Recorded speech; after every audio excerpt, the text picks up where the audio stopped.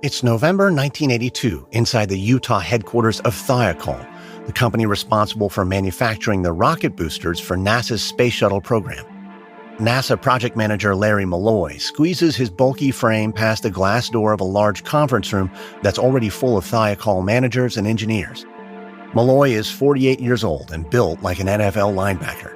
He can be charming, but also intimidating, and in his 20-plus years at NASA, he's developed a reputation for getting things done.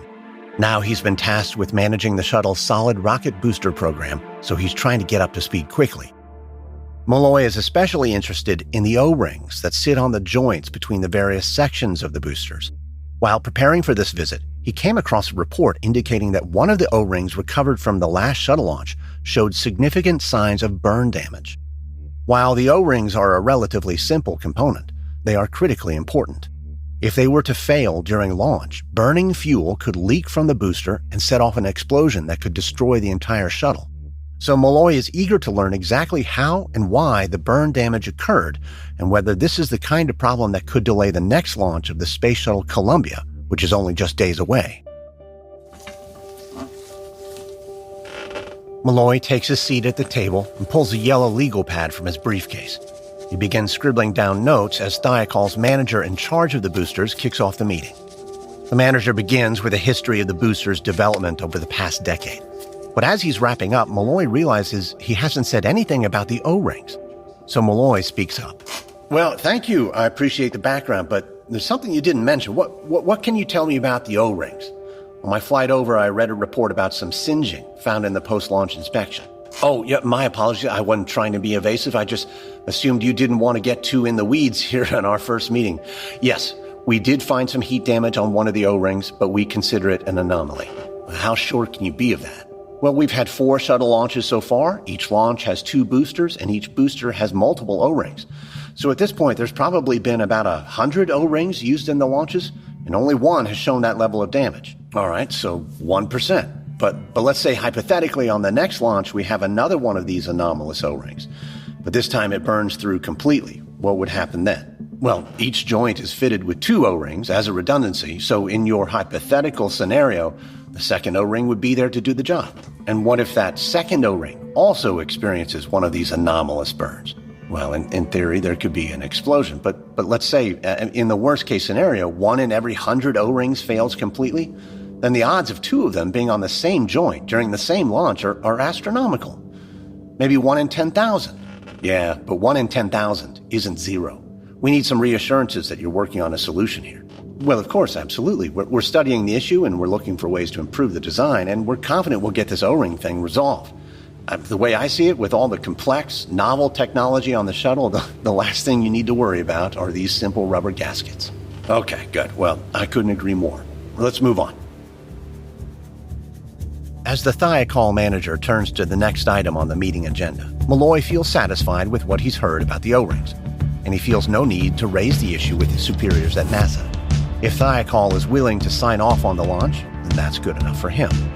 Malloy knows that NASA is under intense pressure from the White House and Congress to increase the frequency of shuttle launches, so he certainly doesn't want to be the man responsible for any delays.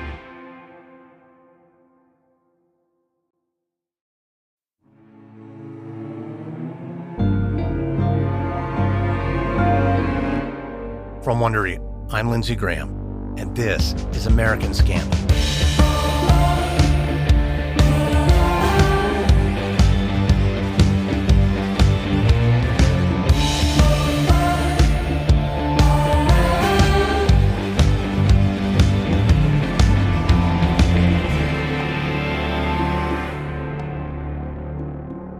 In the 1960s, NASA dazzled the world with its engineering achievements, accomplishing things that once seemed impossible and capturing the imagination of the public. But even before Neil Armstrong stepped foot on the moon, NASA's leadership knew the tides were going to turn against them. Their Apollo program was costing the country a fortune, and with the war in Vietnam escalating and the country headed for a recession, sooner or later they knew they were going to have to cut costs. So instead of building customized, single-use rockets and spacecraft like they had been, NASA's engineers started designing space shuttles that could be flown over and over again, like a commercial airplane. and they were large enough to accommodate cargo missions paid for by the military and private industry. So when the budget cuts inevitably came, NASA would be ready. But in order to handle commercial and military cargo and stick to an aggressive launch schedule, NASA was forced to compromise on the design of their shuttles in critical ways. And in 1981, soon after the maiden voyage of the first shuttle Columbia, an issue emerged with its rocket boosters. Engineers at NASA contractor Morton Thiokol began to find damage in the boosters' O-rings, thin gaskets made of synthetic rubber, which were supposed to be sufficiently heat-resistant to prevent fuel leaks in the seams of the boosters.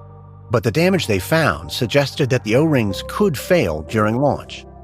A small group of Thiokol engineers tried to raise the alarm, but officials at NASA were desperate to keep shuttle launches on schedule, and executives at Thiokol were determined to meet their demands. So the launches continued, and the Space Shuttle program inched closer to disaster. This is Episode 2, Acceptable Risk. It's March 2nd, 1984 in Huntsville, Alabama. Al McDonald is sitting in a private jet staring out the window as it touches down at NASA's Marshall Space Flight Center. McDonald is an engineering manager at Morton Thiokol, and he's here on a mission. He and his colleagues are meeting with Bill Lucas, director of the Marshall Space Flight Center, to reassure him that the engineering issues on Thiokol's solid rocket boosters are being addressed. In the 18 months since Thiokol's engineers first found a damaged O-ring in one of their rocket boosters, there has been a growing tension between the company and NASA. Some recent launches have continued to produce burned O-rings, and the linings on a handful of the booster's exhaust nozzles have burned right through in flight as well. Although these problems have yet to cause any catastrophic failures, NASA is growing impatient with Thiokol's inability to fix them. And there has been talk about the agency opening up their rocket booster contracts to other bidders, jeopardizing Thiokol's business with its most important client. So when his plane comes to a stop, McDonald takes a deep breath, grabs his briefcase, and heads for the exit, following behind two of his company's executives. Stepping out into the humid southern air, he mentally prepares for a grilling from Lucas. But before McDonald's feet have even hit the tarmac, he sees another Thiokol employee sprinting toward the jet and shouting. Between gasping breaths, the employee informs them that there's just been an explosion and fire at Thiokol's manufacturing facility back in Utah, the same one that makes the solid rocket boosters. And the early word is there may be multiple fatalities. McDonald is stunned by the news and horrified that workers in his plant, people he knows, may have been killed. But he's also worried about walking into this meeting and trying to reassure NASA about the safety of Thiokol's rockets just minutes after an explosion at his own facility. So McDonald looks to his bosses for what to do next, suggesting perhaps they should just head back to Utah. But the executives remind him that the fate of the company may be riding on this meeting, so they decide to move forward with it. As they head into the Flight Center building, McDonald tries to figure out how he's going to spin this to Lucas. But by the time they've taken their seats across from Lucas, they get an update on the explosion. It turns out that several workers suffered injuries, but thankfully no one was killed. Lucas expresses relief, but it's clear he's hardly reassured. He wants to know how NASA is supposed to trust Thiokol to keep their astronauts safe when they can't even protect their own employees. He also wants to know how this incident will affect future shuttle launches. He reminds McDonald and his colleagues that NASA is under tremendous pressure to stay on schedule, and the next launch is just weeks away. McDonald tries to reassure Lucas that they have enough boosters already built for the immediate future, and they'll do everything they can to get the plant back up and running as quickly as possible. But Lucas seems unconvinced.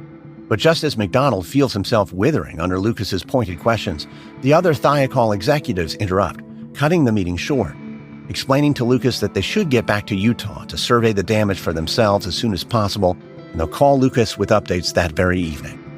But as McDonald rises from his seat and shakes Lucas's hand, he wonders if Thiokol is about to lose its most important client. While Morton Thiokol rebuilds its damaged Utah plant, the company is able to transfer its rocket booster production to another facility, so that the plant explosion causes no delays to the Space Shuttle launch schedule. There are also no delays as a result of the burnt O-rings. NASA deems any safety concerns regarding the O-rings as an acceptable risk. But by the summer of 1984, the American public's enthusiasm for space travel has once again begun to wane. It's been more than 3 years since the first shuttle launch, and NASA has launched 10 more shuttles since then. It's a tremendous feat, but the public has come to see these missions as routine, even boring, which presents a new problem for NASA. The agency knows their funding ultimately relies on public support, so they continuously look for new ways to capture the imagination of the average American. And the idea they keep coming back to is sending a civilian into space. They consider all types of people, including journalists like Walter Cronkite and even the musician John Denver.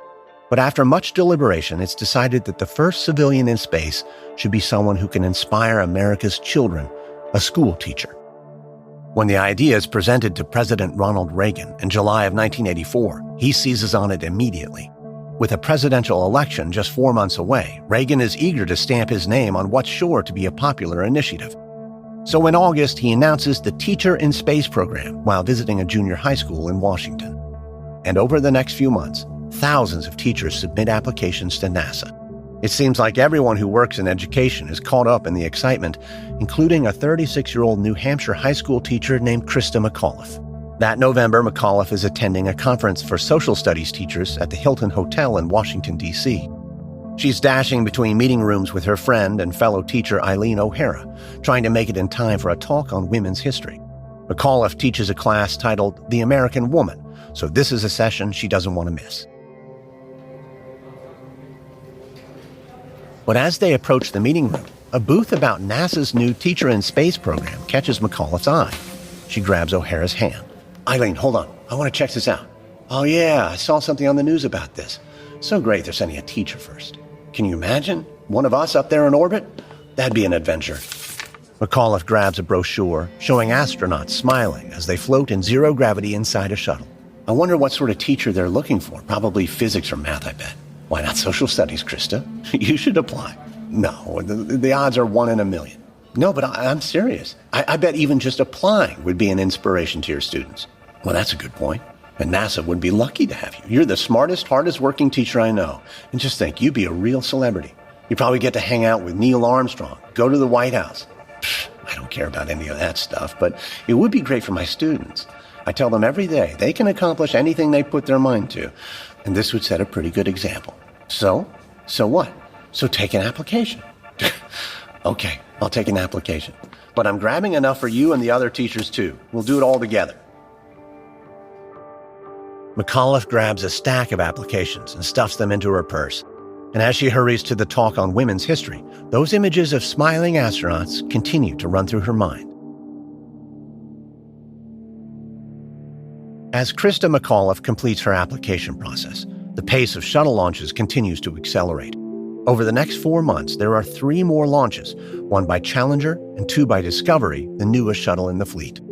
And when Discovery's rocket boosters are recovered from the Atlantic Ocean in January of 1985, one of Thiokol's engineers is especially eager to see how they performed. Roger Boilet has been working in the solid rocket booster division for several years, and he's been trying to make continuous improvements to the safety of their design. But lately, he's been feeling like his superiors are brushing off more and more of his concerns, especially around the reliability of the O-rings. So when he observes the condition of the boosters recovered from the Space Shuttle Discovery, Boilet feels he has to act. He requests an emergency meeting with NASA, and the very next day, Boilet finds himself seated at the head of a large conference table at NASA's Marshall Space Flight Center in Huntsville. He's joined by 36 NASA engineers and managers packed into the room to hear what he's found.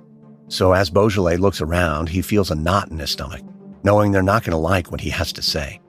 The feeling isn't entirely unusual for Boilet. He has a reputation for being overly cautious when it comes to safety issues, and sometimes he lets his emotions get the best of him. But Boilet knows the O-rings better than anybody, and he can't sugarcoat what he's seen. Boilet begins the meeting by holding up several large, clear plastic bags. Inside the bags are the O-rings he stripped from Discovery's boosters during yesterday's inspection. And as NASA engineers pass these bags around the room, Boilet reads from his notes, outlining what he found. He explains that a properly functioning O-ring should be covered in the yellow grease that was applied between the primary and backup O-rings on the booster's joint before launch. But as everyone in the room can see, the grease is now dark black, and the O-rings are covered in soot. Not only that, portions of 2 O-rings have been completely incinerated. Boilet explains that in one joint in particular, Flames leaking from the booster had burned through both the primary and backup O-rings. This means that for the first time, a flame had reached through the seal to the outer casing of the booster during launch. If this flame had spread much farther, it could have ruptured the shuttle's larger central fuel tank during liftoff, causing the entire vehicle to explode. Boilet looks solemnly around the table, trying to gauge if the gravity of the situation is sinking in. He'd like to tell the group that Discovery's astronauts are lucky to be alive, but he knows how a statement like that would be received, so he decides to bite his tongue. Still, there's another opinion that Boilet knows he can't hold back, so he takes a deep breath and tells the room they're probably not going to want to hear what he has to say next. In Boilet's expert opinion, the O-rings were damaged by low temperatures. 2 days before launch, Florida had experienced a record-breaking cold front, with temperatures dropping as low as 18 degrees Fahrenheit. The shuttle and its solid rocket boosters had already been positioned on the launch pad at the time of the deep freeze, so those low temperatures could have easily cracked the synthetic rubber of the O-rings or compromised the flame-retardant substance used to seal them. The room falls silent, and then, after what feels like an eternity, Boilet hears a single voice speak up from the corner of the room. A NASA official tells Boilet that he's right. Nobody wanted to hear that.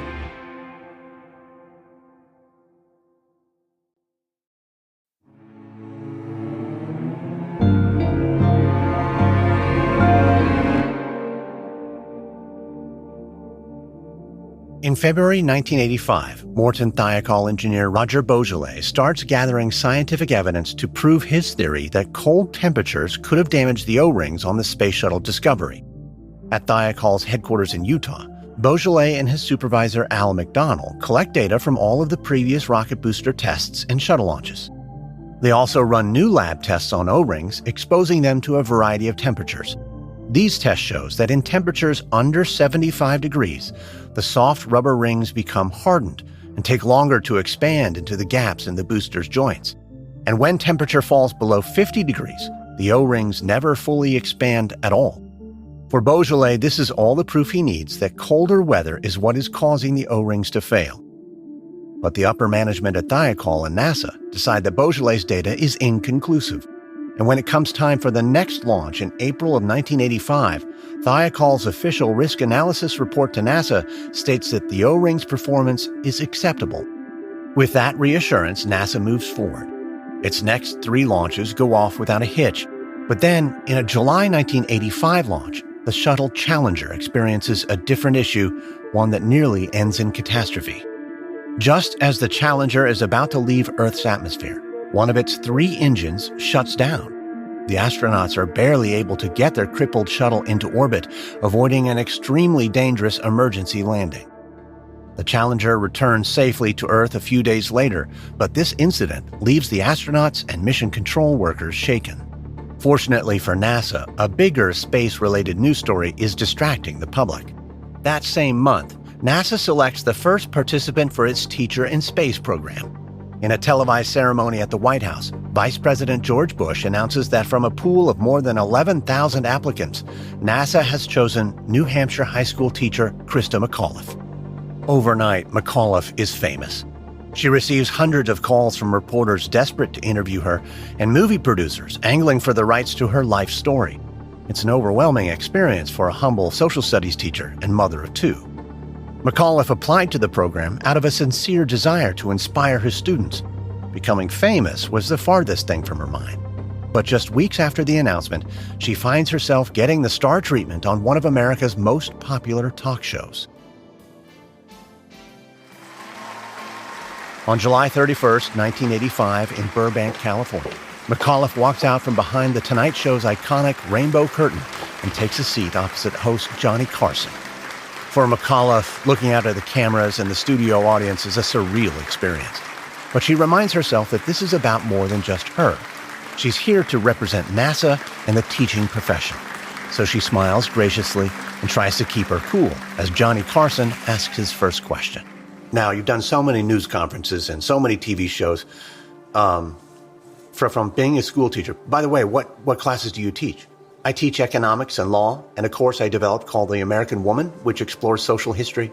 I also teach American history to 11th and 12th graders. Now all of a sudden you're a national personage. You're in the news all the time. Has it been more than you're able to handle? Well, right now it's a lot of fun, and I'm enjoying doing this. One of the things that's been nice, because I don't have school this summer, is that this is the only way I can get the message across to my students. I don't have a chance to get into the classroom right now. Oh boy, are you going to get a welcome when you come back this fall. Oh, I'm sure. How'd this all come about? I guess, and you would know better than I, the reason they want this is so somebody could come back and report, not in a technical or engineering sense, but what a regular person would feel like up there. Is that the idea? Well, NASA has a space participant program. I'm in the first category, which is teachers, but there will be other ones. They want to give people ownership to show that the space program belongs to everybody. And the other thing was to try and find somebody who would be a very good communicator with impact on as many people as possible. And what better person than a teacher? I assume someone would also have to be in good health, strenuous physical training. You have to be in good shape, don't you?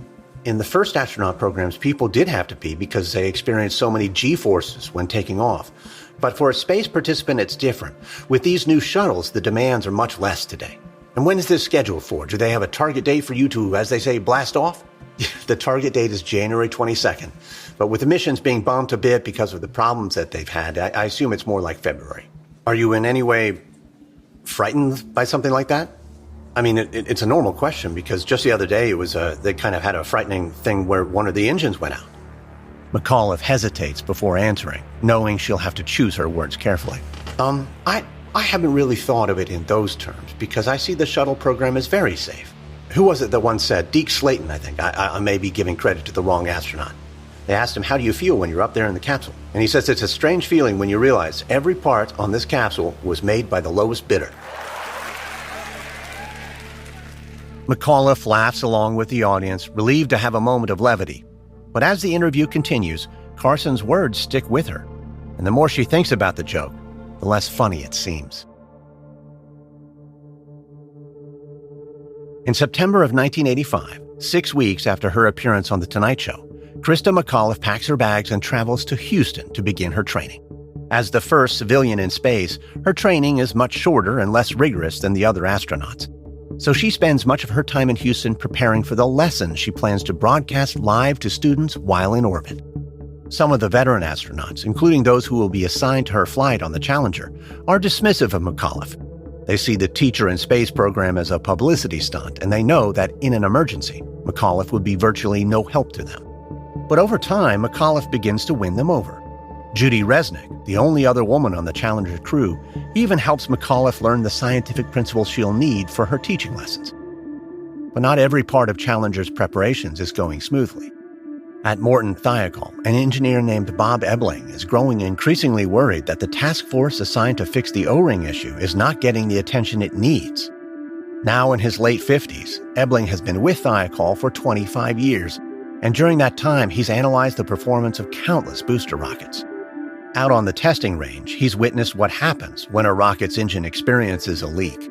He knows that even the tiniest leak can cause a massive explosion, and he's haunted by what could happen if a leak occurred during a shuttle launch and by the idea that the astronauts aboard could be sent to their deaths by a booster that he was responsible for. So in October of 1985, Ebling writes a memo to Thiokol's senior managers outlining his concerns. The memo begins with the word help in all capital letters.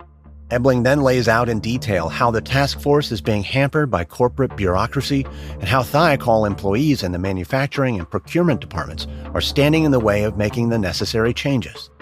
But Ebling's memo doesn't do much. Both Thiokol and NASA are sticking to their promise to dramatically increase the frequency of shuttle missions. And with each passing launch, Ebling grows more uneasy.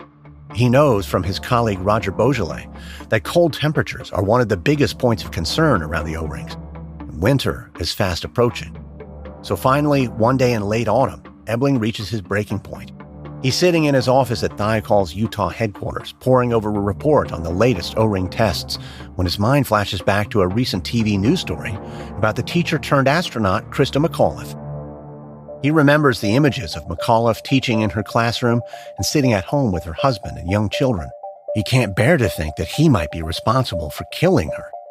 So he decides he needs to do something, anything to prevent that from happening. Ebling rises from his desk, grabs a stack of papers, and heads into the hallway. Overcome by emotions, he begins storming up and down the corridor, arms flailing and yelling at his colleagues that they need to shut down the rocket production immediately. Ebling stops in the doorway of the rocket division's main conference room, where he finds some of his co-workers. He pleads with them to listen, warning that astronauts are going to be killed and that blood will be on their hands. He shouts that they need to lock the gates of the booster production facility and stop sending their faulty rockets to NASA. But Ebling's colleagues barely raise their heads in his direction. This may be Ebling's most dramatic tirade, but it's not the first. And the more he rants about O-rings, the less attention they pay him. So one of the managers calmly tells Ebling to quit being dramatic and go back to his office. But before he leaves, Ebling strides into the conference room and slams down the stack of papers he was holding onto the table. He tells his fellow engineers to look for themselves because all the data is there, proving that the O-rings pose an unacceptable risk.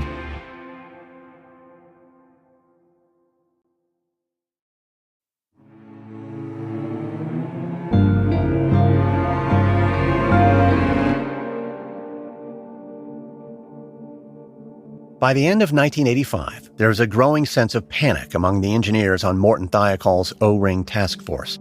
And as they scramble to redesign the joints of their solid rocket boosters, they make repeated appeals to NASA to take the O-ring issues more seriously. But NASA has no intention of slowing down. As 1985 comes to a close, they're preparing for their most ambitious launch schedule yet, aiming to carry out 15 flights over the next 12 months, ferrying a wide variety of payloads into orbit, including top-secret military equipment and the revolutionary Hubble Space Telescope. They also plan to build on the excitement of their Teacher in Space program by sending up more civilians. But NASA's ambitions run headfirst into a series of exasperating delays. A planned launch of the newly upgraded shuttle Columbia in December of 1985 is pushed half a dozen times due to poor weather and various technical failures, including a malfunction of the steering system in one of Thiokol's solid rocket boosters. These delays leave NASA management increasingly frustrated and more desperate than ever to get back on schedule. But as the ground crews race to make up for lost time, they're getting burned out. Some have worked 12-hour days, 40 days in a row without a break. And to keep up with management's demanding schedule, they begin skipping hundreds of routine maintenance tasks. But the technical problems and delays are conquered, and Columbia finally launches on January 12, 1986. The next event on the schedule is the eagerly anticipated launch of the Space Shuttle Challenger on the mission that will carry teacher Christa McAuliffe into space. But after all the delays to Columbia, NASA is left with just 2 weeks before Challenger is scheduled to lift off. Barring any further postponements, it will be the fastest turnaround time between launches in the shuttle program's history, a record NASA is eager to set. And on January 24th, less than 48 hours before the scheduled launch of Challenger, the astronauts and their families gather at a quaint seaside cottage just down the beach from the launch pad in Cape Canaveral, Florida. This is their last chance to enjoy a little time together before the astronauts are quarantined in preparation for their journey into space. The cottage retreat has become part of a pre-launch tradition at NASA, and for June Scobie, it's a welcome event. She's the wife of Challenger's commander, Dick Scobie, and has grown close to the other families over the past few months. And as the other astronauts and their spouses arrive, she happily volunteers to take photos of the couples lounging together on the living room's burnt orange furniture.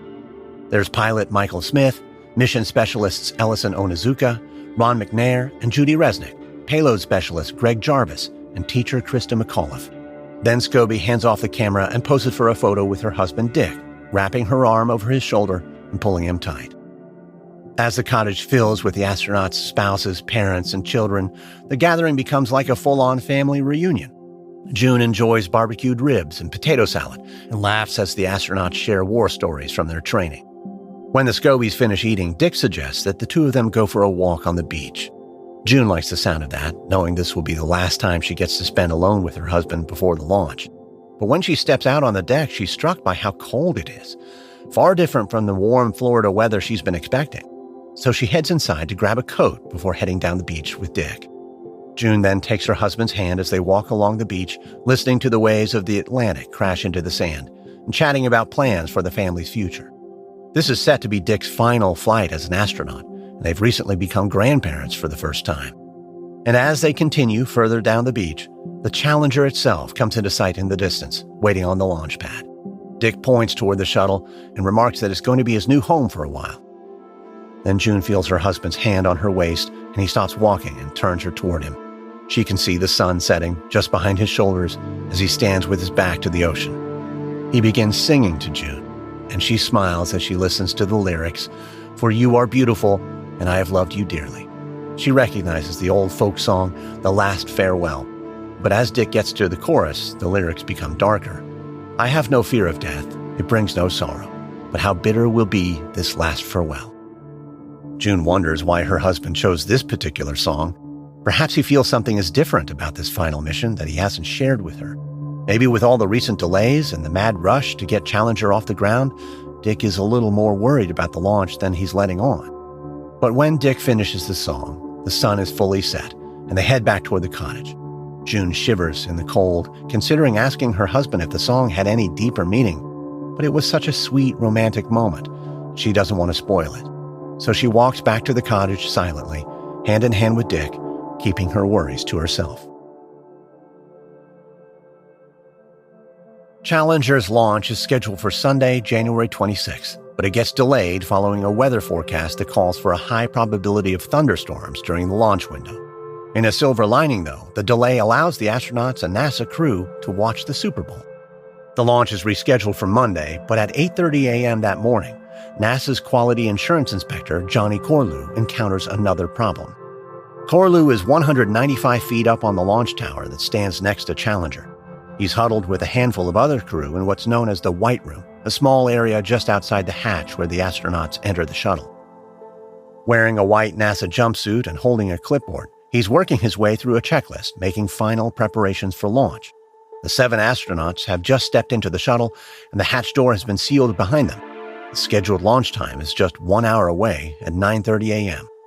But the string of recent delays and the quick turnaround time between launches have left Corlew as exasperated and burned out as anyone else at NASA. And as an added concern, the temperature has dropped to 40 degrees this morning.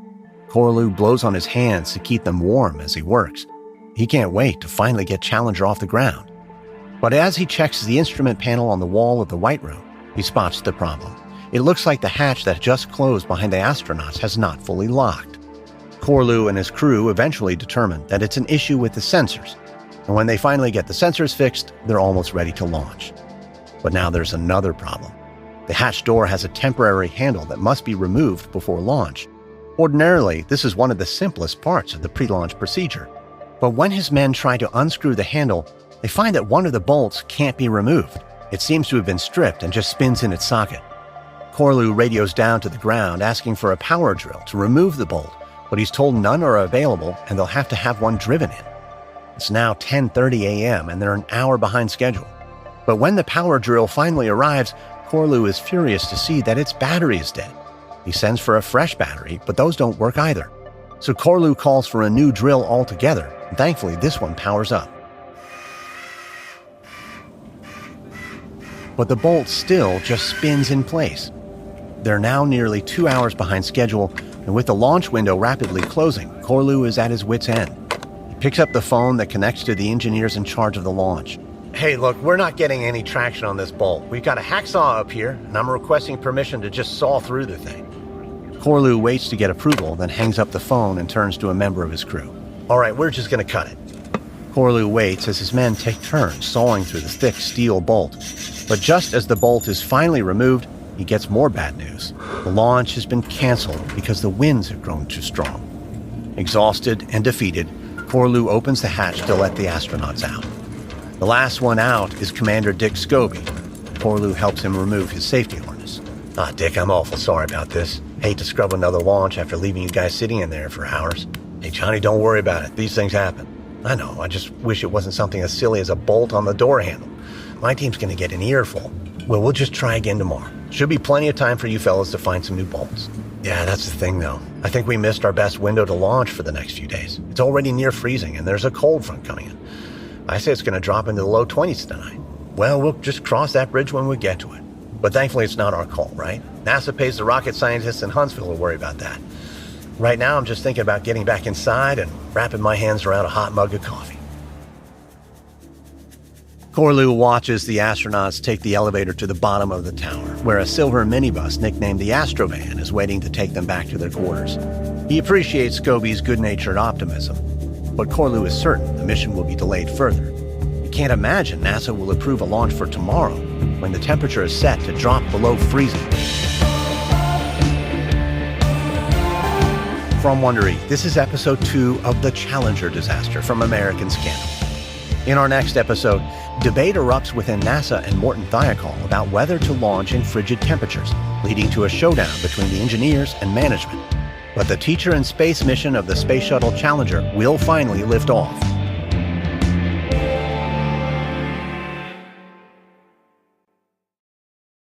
If you'd like to learn more about this story, we recommend the books Challenger by Adam Higginbotham, The Burning Blue by Kevin Cook, and the Netflix docuseries Challenger: The Final Flight.